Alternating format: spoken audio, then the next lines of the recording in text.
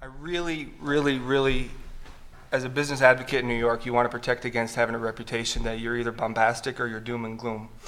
So when you listen to this and you hear statistics or what is lies, damn lies, and statistics, I'm going to try to avoid that, and I'm going to try to not be doom and gloom.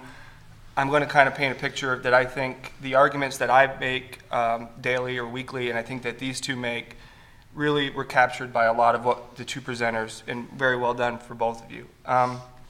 New York does have the infrastructure in place to be more economically robust, to recover at a greater rate than it has. We have some of the best private and public colleges and universities in the country. They're touted, nobody disputes that. With the exception, I think, of a desert, if you wanted to live in the mountains, the suburbia, the Finger Lakes, the Thousand Islands, we have any sort of type of place you could choose to live if you had the fiscal means to do so. And we have media. I mean, arguably New York City and the New York media is a beast. It's a positive. We use it to our advantage, so I'm never going to criticize that. But it's all there, except for one thing. Now, if I was sitting in a room and I represent 10,000 small businesses across the state, and that's 10,000 out of 1.5 that are currently in New York. If I said that we were open for business, they would run me out of town. The small entrepreneur faces a lot of different yet similar issues. The one message I try to bring to lawmakers is you can't legislate or look at a bill in a vacuum. Minimum wage was a big debate from April.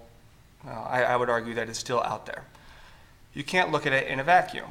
No one disputes that people should deserve to be paid a wage to provide for their families and have a better financial future. Nobody argues that. But if you look at that when costs in workers' comp are increasing, when costs in unemployment insurance is increasing, when you had the Affordable Care Act at the time it was being debated across the street, nobody knew what the Supreme Court was going to rule, and now that the Supreme Court has ruled, we're going to wait and we're going to see what the implementation is in New York and how its impact is going to be. Everything gets related. Everything is connected, whether it's an unemployment issue or a health care issue. If it's a cost driver, if it's a cost increase for a business, large, medium, or small, it's a problem. So we sort of cut our nose off and spite our face. We have this infrastructure in place to be very successful. And when you talk about the graying of the population or the out-migration and the loss, we lose our political clout in D.C. We lose state revenue.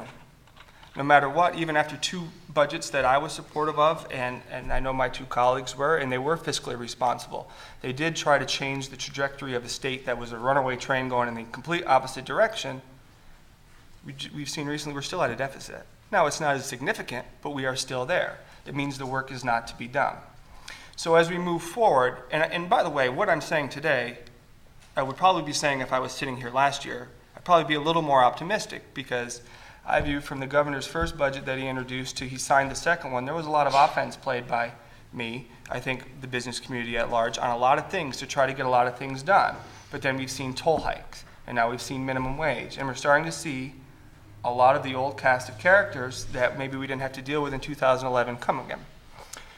So moving forward, I look at it as this way. The property tax cap was great. We need to start to rein in our state and local tax burden.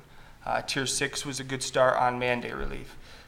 There have been some positive things. 60 mandates on healthcare were introduced by the legislature this year, but not one was signed into law. I'm optimistic about that, but I've seen this legislation introduced in previous years.